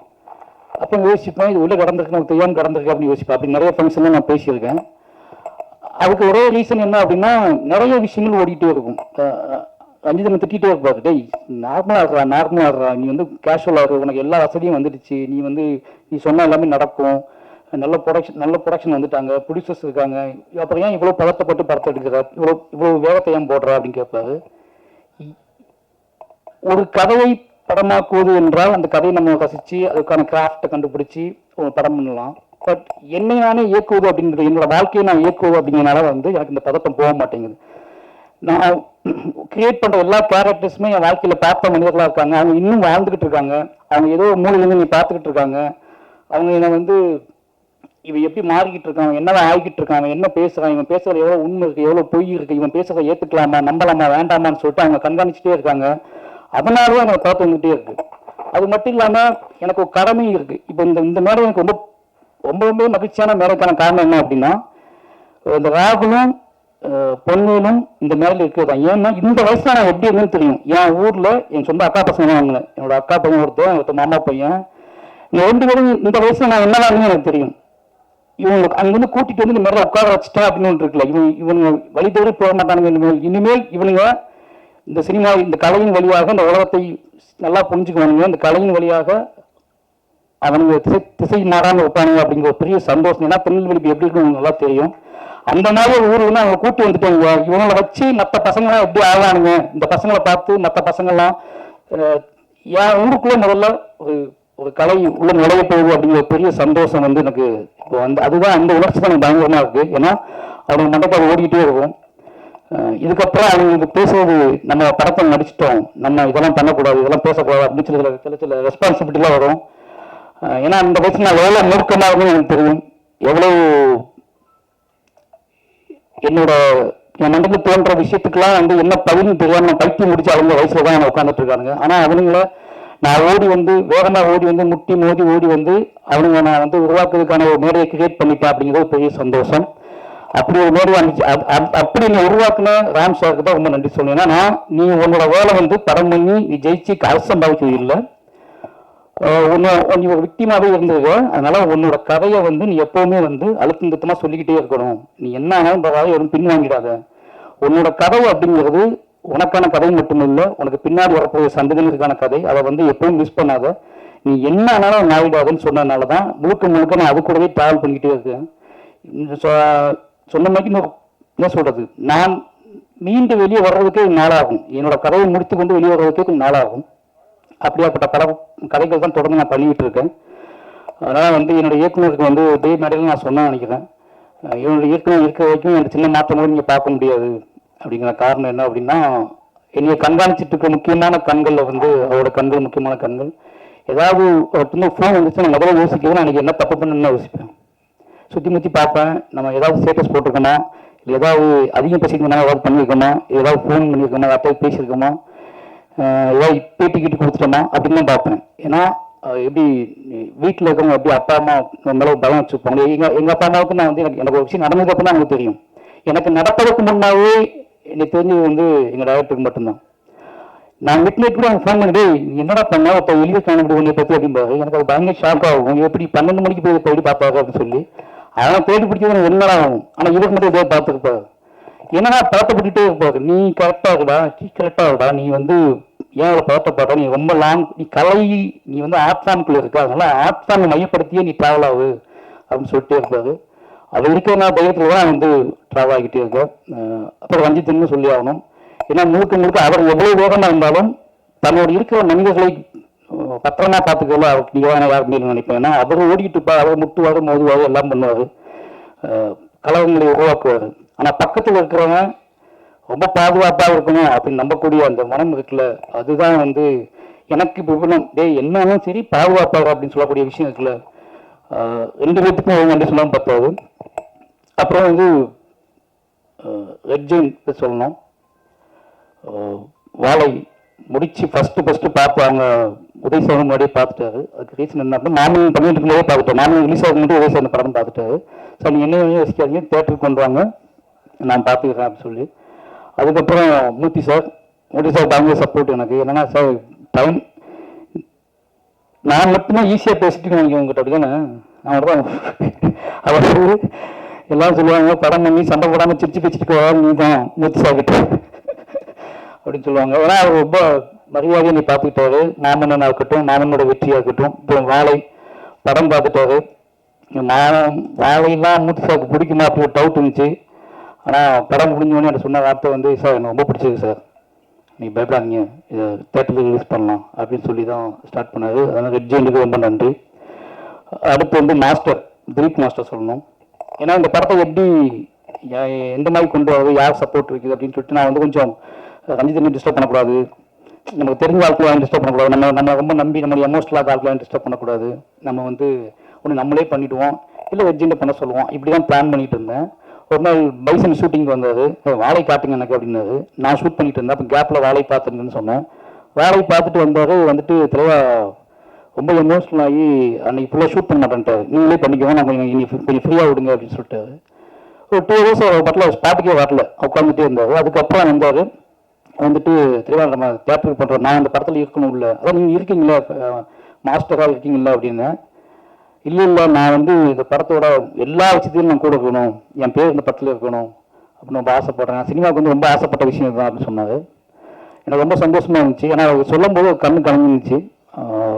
ஒரு மாஸ்டர் கண்ணு கலந்து பயங்கரமாக பிரமிப்பாக இருக்கும்ல. அப்போ ஓகே மாஸ்டர் அப்படின்னு சொல்லி தான் உள்ளே வந்தார். அவரோட கம்பெனி அவரோட ப்ரொடக்ஷன் உள்ளே என் கூட சேர்ந்து நீ என்ன வேணாலும் பண்ணுங்க, இந்த படத்தை ஃபுல்லாக நான் ட்ராவல் பண்ணுறேன்னு சொல்லி சப்போர்ட் பண்ணுறாரு. அவருக்கு ரொம்ப ரொம்ப நன்றி. ஏன்னா அவரோட ரிவ்யூ பார்த்துட்டு தான் எனக்கு ரொம்பவே என்ன சொல்கிறது, அவரோட அந்த ஆக்ஷன் சீக்வன்ஸ் எடுத்துக்கிட்டு இருந்தார். அவரோட ரிவ்யூ கேட்டதுக்கு அப்புறம் தான் அவர் இது உள்ளுக்குள்ள கஷ்டப்பட்டு என்ன சொல்கிறது உடச்சிக்கிட்டு உள்ளே வந்ததுக்கு அப்புறம் தான் எனக்கு பெரிய நம்பிக்கையை வந்துச்சு வாழையை பற்றி. நிச்சயமாக அந்த நம்பிக்கையை உங்களுக்கு இருக்குன்னு நம்புவேன். அப்புறம் இந்த டீமில் சந்தோஷ் சார் சொல்லணும். சந்தோஷ் மேன் சார் எல்லாம் சொல்கிற மாதிரி சந்தோஷ் சார் எனக்கு ஒரு மேஜிக் இருக்குது. காரணம் என்னென்னா ஒரு ஃப்ரீடம். 2 பேருமே பேசும்போது நான் சாங் கேட்கும்போதும் சரி, என்னோட டெப்த்தாக நான் எவ்வளோ நேரம் கேட்க முடியுமோ கேட்டு வாங்கி அவர்கிட்ட பேசி சிரித்து விளையாண்டு ஒன்று ரெடி பண்ணுவோம். படம் முடிச்சுட்டு இருந்தால் பாதி பாட்டு வாங்குவேன். படம் ஸ்டார்ட் பண்ணும்போது பாட்டு வாங்க மாட்டேன். ஏன்னா என்னோட விஷுவலை பார்க்கணும், என்னோட வேர்ல்டை புரிஞ்சுக்கணும், என்னோட கதாபாத்திரங்களோட கண்களை மியூசிக் டைரக்டர்ஸ் பார்க்கணும்னு நினைப்பேன். ஏன்னா பழைய முன்னாள்லேருந்து நான் எல்லா பாட்டையுமே படம் முடிச்சுட்டு தான் வாங்கியிருக்கேன். ரஹ்மான் சார்ட்டையும் அப்படி தான் நான் வாங்கினேன். அது ஒரே ரீசன் என்னன்னா, எனக்கு ஒரு கட்டத்துக்கு மேலே அவங்களுக்கு ரொம்ப அவைவாடுவாங்க பயமா இருக்கும் கதை சொல்லும் போது. இதான் கதை லைன் சொல்லிட்டு அப்போ படத்தை கொண்டு போய் காட்டுவேன். அப்படி படம் காட்டி தான் எல்லா பாட்டும் மியூசிக் வாங்கணும். வேலையும் அப்படிதான் பார்த்தாரு. வேலையை பார்த்த அவரும் அதே அந்த நாள் ஞாபகத்தில் இருக்கு எனக்கு. வேலையை வந்து பார்த்தாரு. பார்த்துட்டு அவரு நம்ம வேற மாதிரி பண்ணுவோம் இதை அப்படின்னு சொல்லி ஸ்டார்ட் பண்ணது தான் அந்த படத்தில் பாடல்கள். நிச்சயமா அந்த எனக்கு வந்து ரொம்ப பிடிச்ச எனக்கு நான் அதிகமாக கேட்டுட்டு இருக்க பாட்டு வந்து இந்த படத்தில் பாடுறேன். இப்போ அதிகமாக டிஸ்டர்ப் பண்ணுற பாட்டு வந்து இல்லை பாடகத்தின் ஒப்பாவை பாடல் இருக்கு. அந்த பாடல் எப்படி உருவாச்சுன்னு எனக்கு தெரியல. டக்குனு வந்து பேசிக்கிட்டு இருந்தா அது டக்குன்னு வந்துடுச்சு, எழுதிட்டோம். ஆனால் அந்த பாட்டு நெஞ்ச போட்டு அறுத்து எனக்கு என்ன இப்போ அதிகமாக நான் எப்போல்லாம் எமோஷனல் ஆகணும் அப்போல்லாம் அந்த பாடல் கேட்டுகிட்டே இருப்பேன். எனக்கு பிடிச்ச மாதிரி ஒரு 4-5 சாங்குமே போட்டு கொடுத்துருக்காரு. அதுக்கு போக பேக்ரவுண்ட் மியூசிக் கல்கி பண்ணிட்டு இருக்கும்போது வேலைக்கு பண்ணிட்டு இருக்காரு. அப்படியே நான் பயந்துக்கிட்டே இருந்தேன், கல்கி பண்ணிட்டு இருக்காரு இப்படி கரெக்டாக செங்காகுமா அப்படின்னு சொல்லி. ஆனால் பக்காவாக எல்லாத்துக்கும் பிடிச்ச மாதிரி பண்ணி கொடுத்துருக்காரு. எனக்கு ரொம்ப பிடிச்சிருந்துச்சு ஒரு பேக்ரவுண்ட் மியூசிக் இந்த படத்தில். ரொம்ப நன்றி சார். எனக்கே ஸ்பெஷலாக பண்ணுறீங்க அப்படின்னு தான் சொல்கிறாங்க, அதுக்கு ரொம்ப நன்றி. அப்புறம் என்னோட டீம் கேமராமேன் இன்னைக்கு வர முடியல, அவர் வந்து மதுரையில் ஒரு ஷூட்டில் இருக்காரு, எடிட்டரும் வர முடியல. அப்புறம் வந்து குமார் ஆர்டேட்டர் எல்லாருமே எனக்கு வந்து என் படம் என்னோட விஷயம் அப்படின்னு புரிஞ்சுக்கிட்டதுனால ரொம்ப எமோஷனலாகவே எல்லாருமே வேலை பார்த்தோம். என்னோட ஆர்டிஸ்ட்டு நிகிலா அம்பல், அப்புறம் திவ்யா துரைசாமி, அப்புறம் கலையரசன், இவங்க எல்லாமே என்ன பண்ணாங்க ஒரு கட்டத்தில் வந்து விடமாட்டாரு, இதுதான் இந்த படத்தை எடுத்துக்கான காரணத்தை புரிஞ்சுக்கிட்டாங்க. இந்த பட கதை என்ன மாதிரியான கதை, இது யாரோட கதைன்னு தெரிஞ்சுக்கிட்டு எல்லாத்தையும் நிலத்தை பார்த்துட்டே இருப்பாங்க. வேறவே யோசிக்கலாம், இது வந்து சினிமா நடக்காது, நம்ம சமாளிக்க முடியாது அப்படின்னு தெரிஞ்சுக்கிட்டு எனக்காக நான் சொன்னது எல்லாமே செஞ்சாங்க. எல்லாமே ரொம்ப கஷ்டப்பட்டு நடிச்சாங்க. இதில் வந்து நிக்கிலாவுக்காக கொஞ்சம் ஈஸியான கேரக்டர் தான், ஆனால் ரொம்ப நல்லா பண்ணியிருக்காங்க. பட் ஆனால் கலை, திவ்யா இவங்க எல்லாத்துக்குமே வந்து ஹார்ட் ஒர்க் மேன்லியாக வந்து ரொம்ப கஷ்டப்படணும் எல்லாமே. நான் பட்ட கஷ்டம் எல்லாம் அதை படணும் அப்படின்னு சொல்லிட்டேன். அவ்வளோதான், நான் பட்ட என்னதான் கஷ்டப்பட்டணும் சின்ன வயசில், அதெல்லாம் நீங்கள் படணும்னு சொல்லிட்டேன். அதனால அவங்க ரொம்ப கஷ்டப்பட்டாங்க. எந்த நடிகர்கள் செய்ய மாட்டாங்க, அதை கண்டிப்பாக செய்ய முடியாது. கிட்டத்தட்ட கலைவாசன் வந்து 100 கிலோ வெயிட்டு தள்ள தூக்கிட்டு இருந்தார். 100 கிலோ கண்டிப்பாக, ஒரு 5 தாருனா 100 கிலோ வரும்ல, 5 வார தாருனா 100 கிலோ வந்துடும். அது மாதிரி திவ்யா துரைசாமியும் வந்து ஒரு 60 கிலோ 70 கிலோ தூங்கியிருப்பாங்க படம் ஃபுல்லாகவே. அது என்ன கழுத்து பழக்கணும், இது எல்லாமே வந்து ட்ரைனிங் கொடுத்து அதை போய் சகதி, இது எல்லாம் நிறைய விஷயங்கள் இருந்துச்சு. எல்லாமே நாக செல்வராஜ் அப்படிங்கிற ஒரு பையன் மேலே ஒரு டைரக்டர் மேலே இந்த மரியாதை மட்டும்தான் ஒரே ரீசன். ஏன்னா பார்த்தீங்க யோசிச்சு எனக்கெல்லாம் ஆச்சரியமா இருக்கும். ஷார்ட்ல ஃப்ரேம் வச்சு பார்த்துட்டு இருக்கும்போது தள்ளி தாரத்துக்கிட்டு நடந்து போயிட்டு இருப்பாங்க. அது இடையில என் மக்கள் நடந்து போயிட்டு இருப்பாங்க, என் மக்களுக்கு நடையில இவங்க நடந்து போயிட்டு இருப்பாங்க. அதை பார்க்கும்போது ரொம்ப ஆச்சரியமா இருக்கும். எனக்கு ஊர்வாகமாகவே போயிட்டு இருப்பாங்க, பேரமாக இருக்கும். இறக்கி வச்சதுக்கப்புறம் அப்படியே கழுத்து மெதுவாக திருப்பி பார்ப்பாங்க. திருப்பி ரீடேக் வந்துருமோ உங்க பயம் வந்து அவங்களுக்கு பயங்கரமா இருக்கும். ஆனால் ரீடேக் வந்துடும், திருப்பி தூக்கிட்டு போவாங்க. ஏன் அவங்களுக்கு பெரிய உந்துவா இருந்துச்சுன்னா அந்த பசங்க இதே வெயிட்டை இதே விஷயத்துல பசங்க சமைக்கிறாங்க அப்படின்னு பார்க்கும்போது அவங்களுக்கு இன்னும் சப்போர்ட்டிவா இருந்துச்சு. எல்லாருமே ஓப்பனா சொல்லணும் அப்படின்னா நிறைய வேலை வாங்கியிருக்கேன். அந்த வேலையை அந்த எமோஷனில் புரிஞ்சுக்கிட்டு எல்லாருமே ரொம்ப ஹார்ட் ஒர்க் போட்டு இந்த படத்தை பண்ணி கொடுத்துருக்காங்க. அதனால எவ்வளோ என்னோட மொத்த டீமுக்கு வந்தும் ரொம்ப நன்றி சொல்லணும். அப்போ என்னோட நவி ப்ரொடக்ஷனோட ப்ரொடியூசர் திவ்யா மைசூராஜ் அவங்க பின்னாடி கேட்டாங்க, என்னது இது நானா பிடிச்சது மேலே போகணும் அப்படின்னு கேட்டாங்க. இந்த படத்தில் காஸ்டியூம் டிசைனரும் வந்து அவங்க திவ்யாவோட தங்கச்சி தான் சொன்னா வந்து அவங்க பண்ணியிருக்காங்க. பண்ண அது என்னோட ஊர், அது என் ஊர், அவங்க சேலம். அவங்க எப்படி காஸ்டியூம் டிசைன் பண்ணிப்பாங்க யோசிச்சுப்பாங்க. அவங்க பண்ணியிருக்காங்க. அவங்க நன்றி. எனக்கு பர்த்டே, ஹாப்பி பர்த்டே. திவ்யா வந்து எனக்கு நல்லா தெரியும். நாங்கள் லவ் பண்ண காதலிக்க ஆரம்பிச்ச காலகட்டத்தில் சினிமாவுக்கு டிக்கெட் ஒரு நாள் நல்லா ஒரே விஷயம் சொல்லணும். ஒரு விஷயம், நானும் திவ்யாவும் ஃபஸ்ட்டு படத்துக்கு போனோம். இதற்கு தானே ஆசைப்பட்டா பாலகுமார்னு சொல்லிட்டு அந்த படம் ஃபேமிலியாக போயிருந்தேன். அப்போ தங்கமேலுக்கு ரிலீஸ் ஆகிருந்துச்சு, கொஞ்ச நாளுக்கு முன்னாடி ரிலீஸ் ஆகி முடிச்சிருந்துச்சு. அப்புறம் தப்பும் படத்தை கூட்டிட்டு வந்தேன். உள்ள உட்காந்து படம் ஆங் வச்சு விஜய் சேவி சார் காட்ட கூட செய்யல. அதுக்கு எங்கள் டேரக்டர் வந்து ஃபோன் வந்துச்சு. ஃபோன் வந்துட்டு எங்கடா படம் பார்த்துட்டு வெளியே வர அந்த புக்கு ஒன்று வாங்கிட்டு வரேன். அந்த புக்கை வாங்கிட்டு வந்து அது என்ன நீக்கான்னு பார்த்து சொல்கிறேன் அப்படின்னு சொன்னாங்க. நான் எழுச்சி வெளியே வந்துட்டேன். எழுச்சி வெளியே வந்து அப்போ நான் புக்கை தேடி கண்டுபிடிச்சி புக்கை பேசி நானும் சாரும் பேசிகிட்டே இருந்து படமே முடிஞ்சிருச்சு. இவங்க படம் முடிச்சுட்டு வெளியே வந்தாங்க. அப்போ தான் எனக்கு வந்து சினிமாக்குள்ளே இருந்துக்கிட்டே சினிமாவை பற்றி எனக்கு டேரக்டர் பேசிகிட்டு இருக்கிற விஷயம்லாம் பயங்கர ஷாக்காக இருந்துச்சு. ஏன்னா ஒவ்வொரு படத்துக்கும் டிக்கெட் கேட்டு கெஞ்சி வாங்கிட்டேன். நான் அப்புறம் சென்னைக்கு வந்துட்டேன்ல, அஸ்டினேட் நினச்சி எல்லா படத்துக்கும் டிக்கெட் வாங்கி கொடுக்குறாங்க நம்புறது இருக்குல்ல. நானே பண்ண முடியல, எங்க டாக்டர் வேலை பார்த்துட்டு இருக்கேன். அவங்க கேட்க எந்த டிக்கெட் கேட்பாங்க, அந்த அவங்க எங்க போய் பார்ப்பேன். ஆனால் கஷ்டப்பட்டு எவ்வளோ வார்த்தையாக சொல்லி டிக்கெட் வாங்கி கொடுப்பாங்க. கூட்டத்துக்கு நெருங்கி போய் பார்த்து வருவாங்க. சினிமா பிரியர்களாக நான் ரொம்ப எனக்கு அதுதான் கல்யாணம் பண்ணது ஒரே ரீசன். அவங்க அம்மா, அவங்க வீடு, 3 பேருமே கலையை நேசிக்கக்கூடிய ஆட்களாக இருந்தாங்க. கலையை நம்பினாங்க. கலையின் வழி யார் உருவாடினாலும் ஒரு ஆர்ட் ஃபார்ம் வழி பேசக்கூடிய மனிதர்களை ரொம்ப ரொம்ப நம்பினாங்க. என்கிட்ட அது ரொம்ப தாராளமாக இருந்துச்சு. அதனால ரொம்ப தாராளமாக நம்பிட்டாங்க. இன்னைக்கு நான் எனக்கு ரொம்ப சந்தோஷம் சொன்ன மாதிரி எனக்கு வந்து ரொம்ப எமோஷனலான ஒரே ரீசன் என்னன்னா, நம்ம ஏதோ செஞ்சுருக்கோம், ஒரு நாடக காதல் வழி நம்ம ஏதோ ஒன்று செஞ்சுருக்கோம் அப்படின்னு ஒன்று தோணுச்சு எனக்கு. நாடக காதல் தான் நம்ம புரிஞ்சிருக்கும். சாய் முகத்தம்னா நாடக காதல். அப்போ நாடக காதல் வழி நம்ம ஒன்று பண்ணியிருக்கோம் அப்படிங்கிறது வந்து பெரியமான சந்தோஷமா இருந்துச்சு. அந்த வகையில் வந்து இன்னைக்கு என் வாழ்க்கையில் முக்கியமான நாள். என்னுடைய காதலி, என்னுடைய திவ்யாவை வச்சு இந்த படம் அவள் மேடையில் வச்சு அவளோட பேர் போட்டு இந்த படம் வருது அப்படிங்கிறது என்னோட கதை. திவ்யா வந்து அவள் பேர் போட்டு மாரி செல்வராஜோட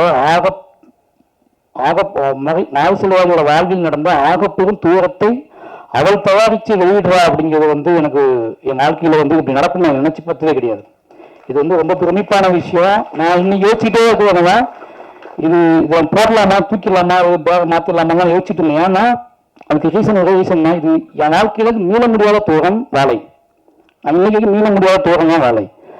இதை வந்து நான் திவ்யா மனைவி போட்டு பண்ணுறேன்னு யோசிச்சுட்டே இருந்தேன் ரொம்ப நாளாக யோசிச்சுட்டே இருந்தேன். அப்போ இதுதான் கரெக்டாக இருக்கும், என் பிள்ளைங்களுக்கும் என்னை புரிந்து கொள்பவர்களும் இது ரொம்ப முக்கியமான விஷயமா இருக்கும்னு நம்பி தான் இது செஞ்சோம். அதனால இது ரொம்ப ரொம்ப ஸ்பெஷல் படமாக எனக்கு மாறிடுச்சு.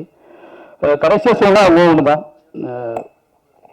எல்லாருக்கும் நன்றி. கடைசியாக சொல்லணும் அப்படின்னா ஒன்றே ஒன்று தான், மாரி செல்வராஜ் மீது நிறைய இன்னும் கர்ணன், பைரன் பெருமாள், மாமன்னன் வந்ததுக்கப்புறம் கூட நிறைய சந்தேகங்கள், நிறைய வந்து குழப்பங்கள் நிறைய பேத்துக்கு இருக்கும். இது ஏன் இவ்வளோ வேகம், ஏன் இவ்வளோ எமோஷனல், ஏன் இவ்வளோ பேசுறது, என்னடா நீங்கள் மைக் அடிச்சு என்னெல்லாம் பேசுவீங்களா, ஒரு படம் தான் நீங்கள் பெரிய ஆட்களா, அப்படி நிறைய நிறைய நிறைய விஷயங்கள் இருக்கும். இதை மட்டும் தான் எடுப்பீங்களா, இதை மட்டும் தான் கேட்பீங்களா அப்படின்னு நிறைய கேள்வி வந்துகிட்டே இருக்கும். வேலை வந்து அதை பார்க்கும்போது, வேலை படம் பார்த்து முடித்ததுக்கு அப்புறம் என்னை நீங்கள் புரிந்து கொள்வதற்காக மட்டுமே எடுக்கப்பட்ட படம் தான் வேலை. மாரி செல்வராஜின் படைப்புகளையும் இல்லை மாரி செல்வராஜோட கேள்விகளையும் இல்லை மாரி செல்வராஜோட எமோஷனலையும் குறைந்தபட்சம் புரிந்து கொள்வதற்கான ஒரு ஸ்பேஸ், என்னை நம்புகிறவர்கள் இன்னும் ஸ்ட்ராங்காக நம்புவதற்கும், என்னை சந்தேகிப்பவர்கள் குறைந்தபட்சம் என் பக்கம் பார்வையை திருப்பதற்கும் ஒரு உரையாடல தான் இந்த வேலைங்க படம். வேலையின் மூலமாக நான் ரொம்ப நம்புவது, நான் யாரு அப்படிங்கிறத நான் சொல்றேன் முதல்ல சொல்றேன் அப்படிங்கிறது ஒரு பெரிய நம்பிக்கை இருக்கு. வாழை நிச்சயமா எனக்கு ரொம்ப பிடிக்கும். முதல் பாடல் ரிலீஸ் ஆகுது, அடுத்தடுத்த பாடல் ரிலீஸ் ஆகும். இந்த படம் வந்து ஆகஸ்ட் 23 சொல்லுவாங்க சார், ஆகஸ்ட் 23 ரிலீஸ் ஆகுது. நிச்சயமா ஒரு நீங்கள் எங்கிட்ட இருந்து எதிர்பார்த்துட்டீங்க, உங்களுக்கு தெரியும் என்ன மாதிரி மாரி செல்வராஜ் என்ன மாதிரி படம் எதிர்பார்த்துட்டீங்கன்னு தெரியும். நான் நிறைய பக்கம் ட்ராவல் பண்ணும்போது மக்கள் கேட்க வச்சு நான் தெரியும். அந்த எதிர்பார்ப்பை பூர்த்தி செய்யக்கூடிய ஒரு படமாக வாழை இருக்கும். இவ்வளோ நேரம் வந்து எங்களோட என்ன சொல்றது, நிச்சயமா இது வந்து எமோஷனலான விஷயமா தான் இருக்கும், இது வந்து ஒரு முக்கியமான விஷயமா தான் இருக்கும்னு நம்பி எல்லாருமே இவனை காத்திருந்து இந்த விஷயத்த பண்ணி கொடுத்ததுக்கு ரொம்ப நன்றி. யாராவது மிஸ் பண்ணியிருந்தா, யாராவது வந்திருந்தா, அப்போ அருண் ஒரு ப்ரொடியூசர் ஆகிட்டாரு. யோசிச்சு பார்த்தா 2 பேருமே ஸ்கிரிப்ட் தூக்கிட்டு அலைஞ்சிருக்கோம். பையன் ஸ்கிரிப்ட் தூக்கிட்டு ஒரு 50-60 கம்மியாக அலைஞ்சிருப்போம். ஒரு 10-15 ஹீரோட்டுக்காக சொல்லியிருப்போம். அப்போல்லாம் கூட இன்னைக்கு வந்து மாவீரன் ஒரு படம் எடுத்து ப்ரொடியூசர் ஆகிட்டாரு. இப்போ அடுத்து ஒரு படம் நேற்றுக்கு தான் ஸ்டார்ட் பண்ணியிருக்காரு. இதெல்லாம் யோசிச்சு பார்க்கும்போது ரொம்ப சந்தோஷமா இருக்கு. 2 பேரும் அவர் ப்ரொடியூசராக நான் டைரக்டராக இருக்கேன் அப்படிங்கிற சந்தோஷமா இருக்கு. இப்படி நிறைய நல்ல விஷயங்கள் இன்னும் எப்படி நடக்குது அப்படின்னா, தீவிர நம்பிக்கையிலையும் உழைப்பிலையும் அதிகமான உழைப்பிலையும் கனவை நோக்கிய ஒரு பயணத்திலும் நடக்குது. அதை நாங்களாம் வந்து ஒரு பெரிய உண்மையானதாக இருக்கும் அப்படிங்கிற சந்தோஷம் இருக்கு. எல்லாருக்குமே நன்றி. யாராவது விட்டுருந்தா மன்னிச்சுக்கோங்க. நிச்சயமா வேலை உங்களை எதிர்பார்ப்பை பூர்த்தி செய்கிற படமாக இருக்கும். ஆகஸ்ட் 23க்காக நான் வெயிட் பண்றேன். ரொம்ப நன்றி.